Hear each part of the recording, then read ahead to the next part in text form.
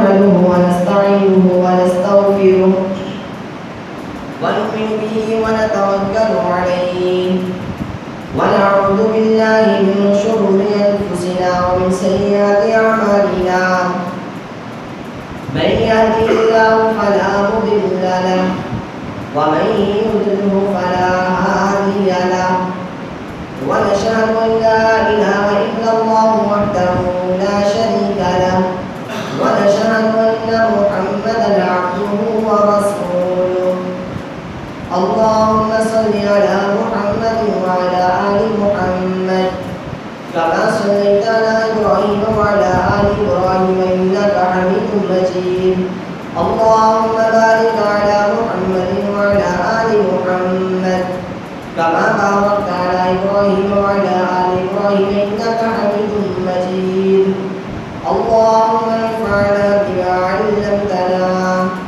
وعلمنا ما ينفعنا وزدنا علما رب اشرح لي صدري ويسر لي أمري واحلل عقدة من لساني يفقهوا قولي رب زدني علما رب زدني علما رب زدني علما أما بعد فإن خير الحديث كتاب الله وخير الهدي هدي محمد صلى الله عليه وسلم وشر الأمور محدثاتها وكل محدثة بدعة وكل بدعة ضلالة وكل ضلالة في النار فأعوذ بالله السميع العليم من الشيطان الرجيم بسم الله الرحمن الرحيم قل إن صلاتي ونسكي ومحياي ومماتي لله رب العالمين لا شريك له وبذلك أمرت وأنا أول المسلمين صدق الله العظيم. سامعین محترم، جیسا کہ آج عید الاضحیٰ کا دن ہے اور یہ وہ دن ہے جس دن مسلمان اللہ رب العالمین کی رضا کے لیے قربانی کرتے ہیں اور ہر سال سیدنا ابراہیم علیہ السلام کی اس سنت کی یاد تازہ ہوتی ہے. اسی حوالے سے آج میں آپ کو یہ بتانا چاہتا ہوں کہ قربانی ہمیں کس چیز کا درس دیتی ہے، ہمیں اس قربانی سے کیا سبق ملتا ہے. ہر سال اتنے جانوروں کی گردوں پہ چھری چلا دینا، ان کا خون بہا دینا، گوشت تقسیم کر دینا، اس کا مقصد صرف یہاں تک ہی نہیں بلکہ یہ قربانی ہمیں بہت سا سبق دے کے جاتی ہے کہ ہمیں اس سے کچھ سیکھنا بھی ہے. تو سب سے پہلی جو چیز ہے، جو سب سے پہلا جو سبق ہے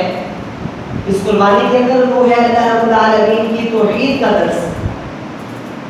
جو آیت کریمہ میں نے تلاوت کی ہے، اللہ تعالی نے اس آیت مبارکہ کے اندر ارشاد فرمایا قل ان صلاتی و نسکی و محیای و مماتی للہ رب العالمین. کہہ دیجیے بے شک میری نماز، میری قربانی، میرا جینا، میرا مرنا سب کچھ اللہ رب العالمین کے لیے ہے. اور آگے فرمایا لا شریک لہ، اس کے لیے کوئی شریک نہیں ہے. آپ دیکھیں قربانی ہم ابراہیم علیہ السلام کی سنت کے مطابق کر رہے ہیں. ان کی یہ سنت ہے اور نبی علیہ السلام نے بھی اس کو ابراہیم علیہ السلام کی سنت قرار دیا، تو ہم ان کی سنت کو زندہ کرتے ہیں. تو جب ابراہیم علیہ السلام کی زندگی کو اٹھا کے دیکھا جائے تو انہوں نے اللہ رب العالمین کی توحید کے لیے اپنا گھر بار بھی چھوڑا، آگ کے اندر بھی کودے اور اسی طریقے سے اپنے علاقوں والی کی مخالفت کو بھی برداشت کیا. سارے معاملات وجہ کیا تھی؟ صرف خدا کی توحید تھی. سب کو چھوڑا لیکن اللہ رب العالمین کی توحید کے اوپر پکے رہے. تو آج ہمیں یہ چیز ابراہیم علیہ السلام کی سنت ہمیں اس چیز کی یاد دلاتی ہے اور ہمیں یہ سبق دیتی ہے کہ ہمیں اللہ رب العالمین کی توحید کے ساتھ کسی قسم کا سمجھوتا نہیں کرنا بلکہ توحید کے اوپر پکا رہنا ہے. دوسرے نمبر پر وقت وہی ہے، میں 3 چیزیں بیان کر کے اپنی باتوں کو مکمل کرتا ہوں۔ دوسرے نمبر پر یہ جو قربانی ہے یہ ہمیں انسان ہونے کے ساتھ ساتھ یہ چیز ہمیں انسانیت کا بھی درس دیتی ہے۔ آج ہمیں انسان نظر آتے ہیں، چلتے پھرتے زندہ انسان نظر آتے ہیں، لیکن ان کے اندر انسانیت نظر نہیں آتی۔ اگر ہم اپنے معاشرے کے اندر نظر اڑائیں تو ہمیں ظلم و بربریت کی داستانیں نظر آئیں گی اور کلمہ پڑھنے والے ایک دوسرے کے اوپر ظلم کرتے دکھائی دیں گے، لیکن رسول اللہ صلی اللہ علیہ وآلہ وسلم نے ہمیں انسان کو انسانیت جانوروں کے اوپر بھی احسان کرنے کا حکم دیا۔ رسول اللہ صلی اللہ علیہ وآلہ وسلم نے فرمایا کہ ان اللہ كتب الاحسان علی کل شیء، کہ اللہ تعالیٰ نے ہر چیز پہ احسان کو فرض کر دیا ہے یا احسان کو لکھ دیا ہے۔ فَإِذَا قَتَلْتُمْ فَأَحْسِنُوا الْقَتْلَ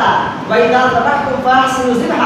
فرمایا جب تم قتل کرو، یہ قصاص کا معاملہ ہے جو عدالت کا معاملہ ہوتا ہے، فرمایا جب تم نے قتل کرنا ہے تو اس کو احسان کے ساتھ، ظلم نہیں کرنا۔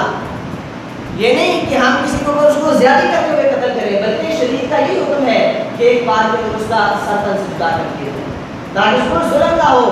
جتنا اس نے ظلم کیا اس سے برابر ظلم ہو۔ اور اس طریقے سے جانور کے اوپر احسان کرنا ہے، وہ کیسے؟ فرمایا کہ تم اپنی چھری کو تیز کر لو اور جو تمہارا ذبیحہ ہے، جس چیز کو تم ذبح کر رہے ہو، فرمایا اس کو تم راحت پہنچاؤ، اس کو آرام پہنچاؤ، اس کو سکون پہنچاؤ، اس کو تکلیف نہ ہو۔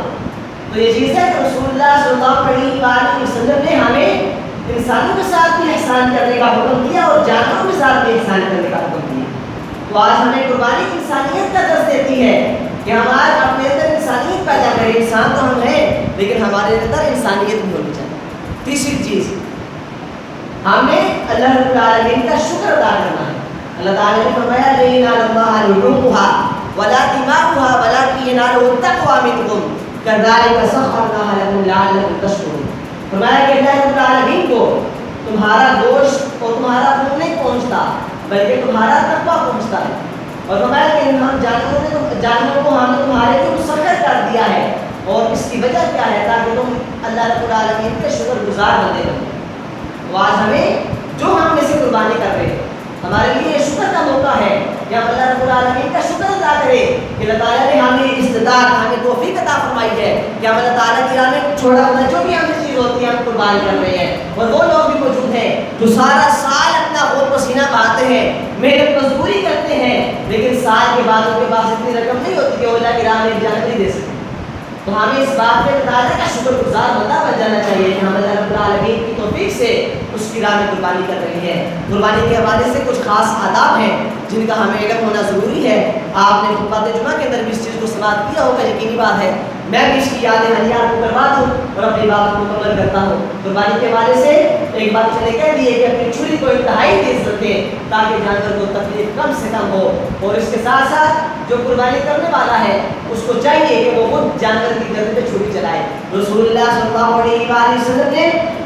63 اونٹ، آپ نے حج کیا اس کے موقع پہ آپ نے 100 اونٹ قربان کیے ہیں، جن میں سے 63 آپ نے خود ذبح کیے، آپ نے وہ نحر کیے، اونٹ کا حکم نحر کرنے کا ہے، باقی اللہ رضی اللہ تعالیٰ نے حکم دیا۔ تو وجہ آپ علیہ السلام نے قربانی کی اپنے ہاتھ سے کی ہے، اور بہتر عمل یہ ہے، ہاں اگر کوئی جو کساب ہے وہ بھی کر رہے تو بیچارہ حرج نہیں، لیکن بہتر یہ ہے کہ جو قربانی کرنے والا وہ خود چھری چلائے۔ اس کے ساتھ ساتھ ہم نے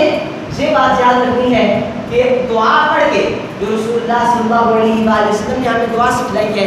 میں آپ کو سنا دیتا ہوں، آپ اس کو یاد بھی کریں، ہمیں آنی بھی چاہیے۔ ہر مسلمان کو جو قربانی کرنے والا ہے اس کو چاہیے کہ یہ دعا یاد کرے اور قربانی کرتے وقت یہ دعا پڑھے، انی وجہت وجہی للذی فطر السماوات والارض حنیفا وما انا من المشرکین ان صلاتی ونسکی ومحیای ومماتی للہ رب العالمین لا شریک لہ وبذلک امرت وانا من المسلمین۔ آگے آپ یہ الفاظ کہہ سکتے ہیں اللہم ھذا منک ولک تقبل منی ومن اہلی، اور پھر اس طریقے سے بسم اللہ واللہ اکبر پڑھ کے ہم نے جانور کو ذبح کرنا ہے۔ یہ تمام چیزیں ہمیں ان چیز کا علم ہونا چاہیے اور ہمیں اس میں کوشش کرنی چاہیے کہ تمام آداب کو مد نظر رکھتے ہوئے ہم قربانی کریں، اور جب جانور کو ہم نے لٹانا ہے اس کو بائیں پہلو پہ ہم نے قبلہ رخ کر کے لٹانا ہے، یہی بہتر عمل ہے، اور پھر اس کی گردن پہ ہم نے چھری چلانی ہے۔ اللہ رب العالمین سے دعا ہے کہ جو ہم میں سے قربانی کر رہا ہے اللہ تعالیٰ ان تمام کی قربانی کو قبول فرمائے، جن کو اللہ رب العالمین نے اس سال توفیق نہیں دی آئندہ اللہ رب العالمین ان کو بھی توفیق دے